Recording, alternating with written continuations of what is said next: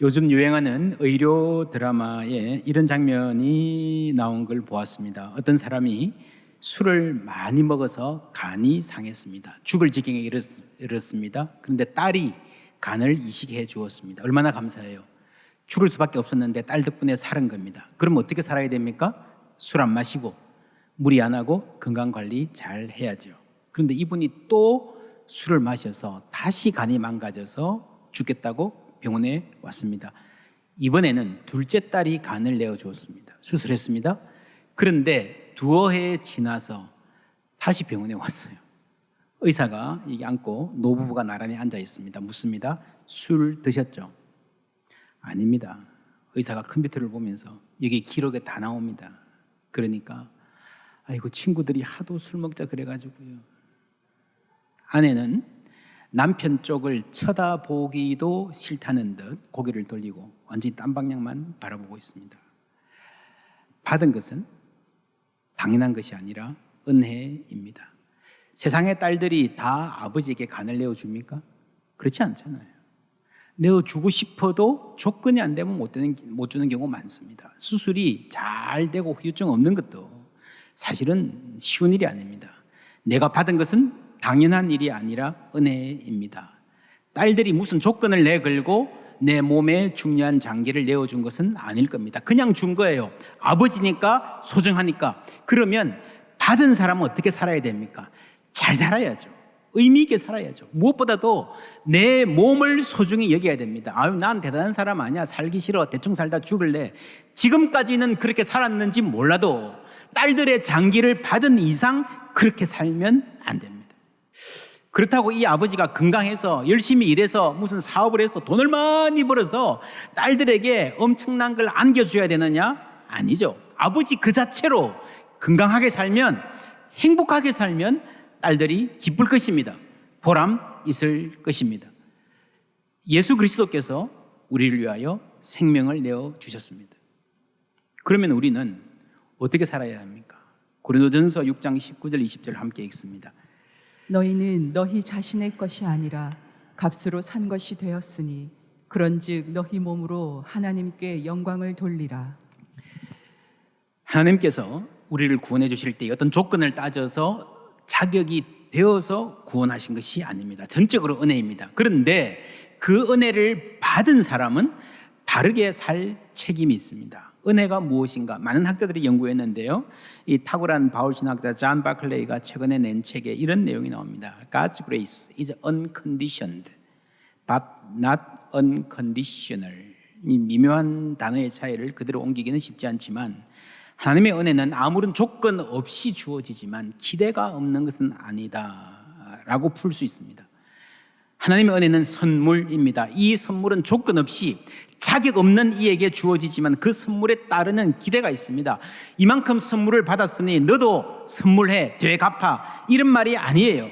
우리는 갚을 수 없는 은혜를 받았습니다. 결코 받은 그대로 갚을 수 없습니다. 그러나 뭔가를 해야 됩니다. 은혜를 받았으면 다르게 살아야 됩니다. 최소한 나에게 감사하는 마음은 있어야 됩니다. 여러분 정말 감사하는 마음이 있으면요, 주신 분을 귀하게 여길 겁니다. 뿐만 아니라 내가 받았기 때문에 나도 귀하구나, 나도 귀한 몸이구나, 귀한 생명이구나 하는 것을 알고 의미 있게 살아야 되는 거예요. 이집트에서 노예 생활을 하던 히브리인들이 어떤 조건을 떠나서 어떤 자격과 관계없이 하나님이 해방시켜 주셨습니다. 전적으로 하나님의 은혜입니다. 내가 애굽 사람에게 어떻게 행하였음과 내가 어떻게 독수리 날개로 너희를 업어 내게로 인도하였음을 너희가 보았느니라. 인도라는 말이 나오죠. 애굽 사람에게 행한 일, 홍해를 가르고 10가지 재앙을 내리고 그 엄청난 일을 누구를 위해서? 광야 길을 지나오는 동안에 독수리 날개로 만나와 메추라기로 먹이시고 반석에서 샘물 나게 하시고 누구를 위해서 했습니까? 이 걸음이 전부 내가 어떤 자격이 있어서가 아니라 은혜로 받은 것입니다. 만나 값을 낸 적도 없고요, 메추라기 고기 청구서 받은 적도 없습니다. 목이 타들어가는 사막에서 생수 한 병 얼마나 귀합니까? 물값 낸 적도 없습니다. 전부 다 은혜로 받았습니다. 그러나 하나님의 기대가 없는 것은 아닙니다. 너희가 내 말을 잘 듣고 내 언약을 지키면이라고 하는 컨디셔널 조건이 있습니다. 조건이 이 조건은 미래를 향해 있습니다. 내가 과거에 너희들에게 이런 것들을 주었으니까 이제 갚아, 그게 아니고요. 이걸 잘 감당하면 영광스러운 미래가 너희들을 기다리고 있을 것이다 라는 말입니다. 하나님의 은혜는 기대를 생성합니다. 그리고 그 하나님의 기대가 우리의 눈에 들어올 때에, 내 시야 안에 들어오고 내 마음에 들어올 때, 그것을 우리는 비전이라고 하는 겁니다. 하나님의 기대를 보는 것이 비전입니다. 그 백성의 영광스러운 미래를 만들어 가시는 방법이 나오는데, 그 핵심이 오늘 읽은 십계명입니다. 여러분, 십계명의 하나님은 우리에게 무엇을 요구하기 전에 은혜를 베푸시는 분입니다. 십계명의 처음은 1계명이 아닙니다.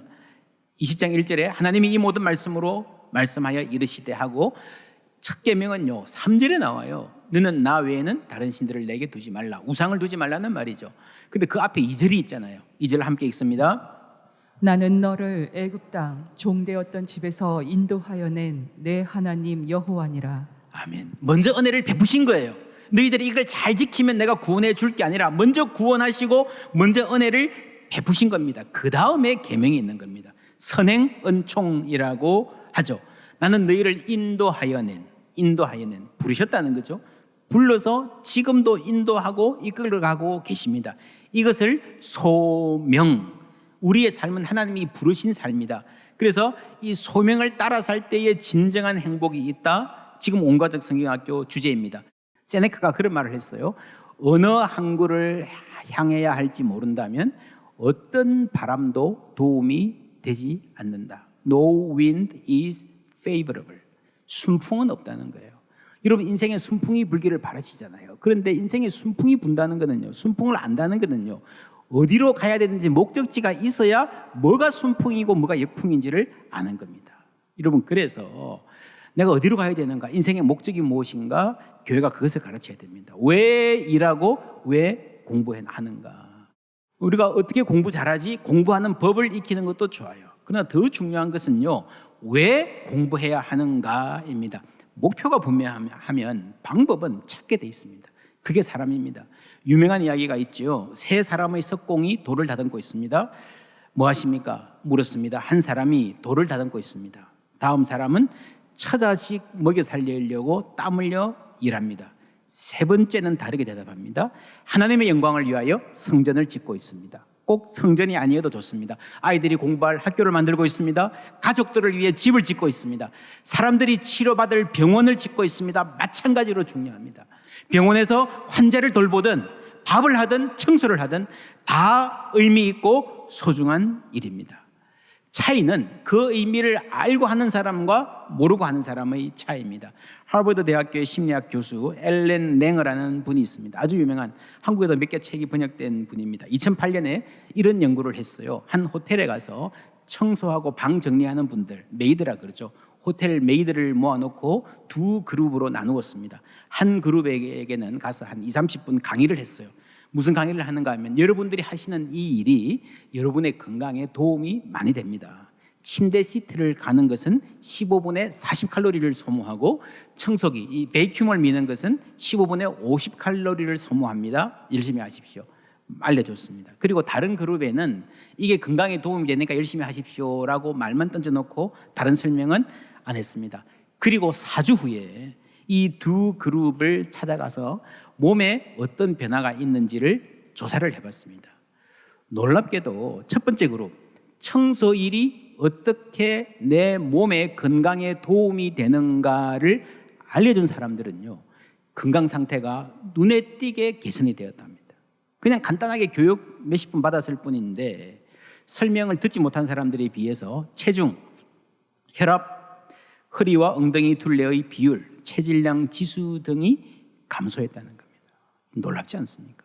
이 아주 탁월한 연구로 인정받아 학술지에도 실리고요, 대대적으로 보도가 되었습니다. 여러분, 내가 하는 일이 의미 없는 일이라 생각하면 별 도움이 안 됩니다. 그런데 의미를 알고 기쁜 마음으로 하면요, 마음도 몸도 반응한다는 겁니다. 여러분, 아이들 공부하는 것도 그렇습니다. 공부 이야기는 사실 어른으로서 하기가 참 힘든데요, 사실은 여러분, 아이들 공부도 힘든데 호텔 메이드 일도 쉽지 않습니다. 사회에 나가서 어른들이 해야 되는 일은요, 아이들 공부하는 것보다 훨씬 더 힘든 일들도 많습니다. 우리가 세상 사는데 살아가야 되는데 살아갈 준비를 지금 해야 되고 시켜야 되는데 거기서 가장 중요한 것은요, 목적과 의미를 알고 가는 겁니다. 지금은 공부를 어떻게 하는가 하는 것은 굉장히 많이 발달되어 있는데 왜 공부하는가라고 하는 그 목적에 대한 질문은요, 점점 옅어져 가고 있습니다. 이게 교육의 가장 큰 문제입니다. 교회가 이걸 해야 됩니다. 급변하는 세상일수록 변치 않는 인생의 목적을 가지는 것이 더욱 소중합니다. 십계명은 단순한 법 모음, 실정법을 모은 것이 아닙니다. 이 십계명은 우리가 어떤 사람인지를 알려주고 인생의 목적을 알려줍니다. 어떻게 하면 잘 사는가를 알려줍니다.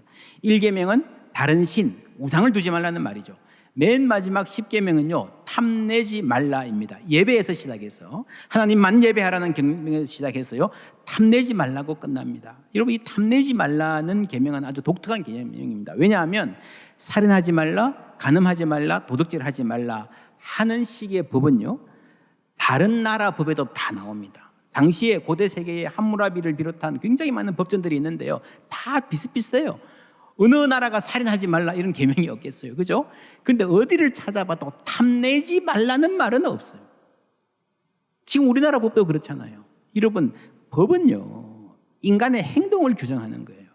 세상에 어떤 법이 생각에 대해서 말합니까? 그렇죠. 내가 밤에 누워서 자면서 침대에서 이런 생각을 했다고 그래서 누가 잡아가고 그러지 않잖아요. 자기 자유잖아요.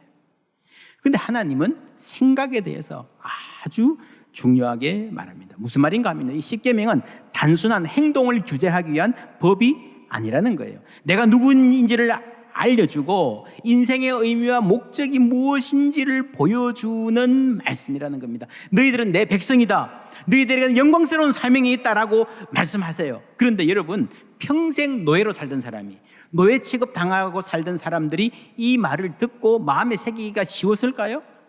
쉽지 않았을 거예요. 이때까지 일을 했어요. 열심히 했어요. 그러나 채찍이 두려워서 안 하면 굶으니까 그냥 한 거예요. 노예로 살았어요. 오늘날에는 어떻습니까? 오늘날의 청소년들 왜 공부합니까? 인생의 의미와 목적을 찾기 이전에 당장 밀려드는 성적의 압박이 너무 심하고 뒤처지면 안 되나 하는 불안이 너무 심하고 부모의 눈초리가 때로 너무 무섭고요. 그러니까 이게 자유롭게 자기 인생의 목적을 설계하고 꿈꾸기가 참으로 어려운 시대를 살고 있습니다. 어른들은 어떻습니까? 여러분, 일하는 목적이 무엇입니까? 정말 내가 목적을 갖고 풍성한 마음으로 열심히 그냥 신나는 마음으로 출근하는 분도 혹 있겠지만 그냥 끌려가듯이, 그렇죠? 그렇게 일하러 가는, 그래서 겨우겨우 버티는 분들 많지 않습니까? 여러분, 내가 내 인생의 주인으로 살기 대단히 힘든 시대입니다. 여러분, 이 십계명은요, 우상을 두지 말라, 하나님을 섬기면서 그 안에서 내가 내 인생으로 이 주인으로 사는 거룩하고 멋진 삶을 말하는 거예요. 1계명이 우상을 두지 말라 그랬고요, 10계명이 탐내지 말라 그랬는데 신약에 가면요, 탐심이 우상 숭배라는 말이 나옵니다. 이 짧은 말씀은 10계명 전체를, 처음과 끝을 전부 다를 요약한 말씀이라 할 수 있어요. 탐심은 우상 숭배입니다. 무슨 말입니까? 탐심, 욕망, 내가 섬기지 말 것을 섬기고 거기에 매여 사는 문제라는 거예요. 여러분, 어떤 물건을 가지고 싶은 마음이 있을 수는 있어요. 괜찮아요. 그런데 너무너무 갖고 싶어요. 꿈에도 생각나고요. 그게 없으면 그냥 내 인생에 의미가 없는 것 같아. 그냥 그래서 무리해서 그냥 손에 넣으려고 해요. 그게 내 삶 전체를 장악합니다. 어떤 사람은 성공을 향해서 그 성공이 내 열등감을 치유해 줄 수 있지를 생각하고 달려갑니다. 그것도 안 되면 요즘 아이들 연예인들 붙잡고 막 그러잖아요. 요즘 그래서 연예인들 중에 최고 인기 있는 연예인들을 뭐라 그러죠? 아이돌. 아이돌이 무슨 말인지 아십니까? 그게 우상이란 말이에요. 우상. 우리 아이들한테 연예인 좋아하지 말라는 게 아니고 모든 게 우상이 될 수 있다는 말이에요. 돈도 우상이 될 수 있고요. 그래서 이 욕망이 문제입니다. 내가 내 인생을 스스로 복된 인생을 살지 못하게 하는 게 내 속에 있는 탐심이고 욕망이라는 거예요. 도둑질, 살인, 간음 다 이 욕망에서 나옵니다. 그런데 그 원인을 따져 올라가면요, 제1계명까지 가는 거예요. 우상이라는 거예요. 하나님 아니고 다른 것을 섬기기 때문에 우상은 내 욕망을 투사한 것입니다. 섬긴다는 말은 무슨 말이에요? 그 노예로 살아간다는 말이에요. 욕망이 명령하면 꼼짝하지 말고 그냥 그 길에 살아야 되는 노예가 되어 있단 말이에요. 하나님은 이 노예됨의 상태에서 우리를 해방하신 줄 믿습니다. 그리고 우리가 자유인으로 살기를 원하시는 거예요. 이 10계명을 포함한 계명들을 다 선포하시고 나서 백성들의 의향을 물으십니다. 24장 3절 함께 읽습니다. 모세가 와서 여호와의 모든 말씀과 그의 모든 율례를 백성에게 전하매 그들이 한 소리로 응답하여 이르되 여호와께서 말씀하신 모든 것을 우리가 준행하리이다. 아멘. 예, 물어봤죠. 어떻게 할 거냐. 여러분, 이것은 출애굽기에서 굉장히 중요한 대목입니다. 10계명은 하나님께서 일방적으로 강요하신 게 아니에요. 내가 너희를 해방시켜 줬으니까 너희는 내 말 듣고 살아야 돼. 꼼짝 마. 그게 아니라는 거죠. 백성들에게 선택할 수 있는 자유를 두셨어요. 펼쳐놓고 어떻게 할래? 물어봤어요. 노 할 수 있는 자유도 주셨다는 거죠. 예를 들면 내가 어떤 학생이 있어가지고요, 장학금을 줬어요. 괜찮은 아이인데 도저히 공부할 수 있는 상황이 아니어서 등록금 대주고 생활비도 보태주고 가끔씩 밥도 사주고 옷도 사주고요, 기분 전환하라고 여행도 시켜주고 그렇게 지원했어요. 그러면 여러분, 준 사람 입장에서 그 아이가 잘 되기를 바라는 것은 당연한 거예요. 그렇죠? 내가 할 일 다 했으니까, 내가 많이 줬으니까 네가 어떻게 되든 상관없어. 그렇게 끊어지지가 않습니다. 여러분, 사랑을 베풀면요, 사람이 기울어집니다. 그쪽으로 향하게 되어 있어요. 여러분 다 알고 계실 겁니다. 낳은 정보다 기른 정이다. 그렇죠? 아이 낳아놓고요, 혈육의 정이라는 것도 한 번도 안 본 사람하거든. 남의 아이라도 붙잡고 기르면요, 내가 이미 사랑을 쏟았기 때문에 더 사랑하게 되는 거예요. 잊을 수 없고 놓을 수 없는 거예요. 잘못되기를 바라지 않는 거예요. 하나님은 우리를 위해서 아들을 주시기까지 사랑하셨기 때문에 그 마음으로 우리가 잘 되기를 간절히 바라시는 줄 믿습니다. 하나님은 우리가 잘 되기를 바라세요. 그러면 순종할 수 있어요. 내가 좀 이해가 안 돼도요, 하나님이 내가 잘 되기를 바라시는 분이야 하면 하나님 믿고 따라가고 순종할 수 있어요. 그런 사람이 하나님의 목적을 이루며 살아가는 거예요. 하나님은 출애굽 시켜놓고 내가 너희들 해방시켜줬으니까 꼼짝 말고 이제부터 내 시키는 대로 해, 그게 아니라 그 독재자를 바로에서 야훼로 체인지하는 게 아니라 하나님은 계명을 주시고요, 알아듣게 말씀하시고요, 응답할 수 있도록 길을 열어주십니다. 강제하지 않으십니다. 제시를 하시고요, 백성들이 자신의 입으로 고백하게 하는 겁니다. 내가 너에게 장학금 주었으니까. 여러분, 세상에는 그렇습니다. 정부나 회사에서 장학금을 받으면요, 딴 데로 못 갑니다. 딴 데로 가면 어떻게 해야 됩니까? 여러분 아십니까? 뭐 학생들은 그거를 토해낸다 그러죠. 딱 갚아야 딴 데로 갈 수 있습니다. 하나님은 그렇지 않습니다. 가려면 가라. 가도 괜찮다. 이미 자유를 주셨어요. 그리고 우리가 자유로 하나님을 선택할 수 있도록. 왜냐하면 그래야 우리가 욕망의 노예로 살아가지 않는 참 자유인이 될 수 있는 겁니다. 이 자유는 내 마음대로 사는 게 아니고요, 하나님이 주신 그 목표를 향해서 내가 내 발로 걸어가는 삶, 그게 해방된 삶이라는 거예요. 이 목표 안에서 우리가 일도 하고 공부하는 겁니다. 학생이라면 반드시 예수 믿는다고 해서 공부를 잘 할 필요는 없어요. 내가 공부를 잘해서 성적을 잘 받아서 그래야 하나님 영광 받으신다, 그렇지 않습니다. 그러나 공부하는 것이 지금의 내 일이면 열심히 하는 것은 필요합니다. 그렇잖아요, 그죠? 만약 앞으로 세상이 많이 바뀌어서 지금 내가 익힌 지식 그 자체로는 별로 쓸모 없어진다 하더라도 지금 열심히 공부하는 것은 헛되지 않습니다.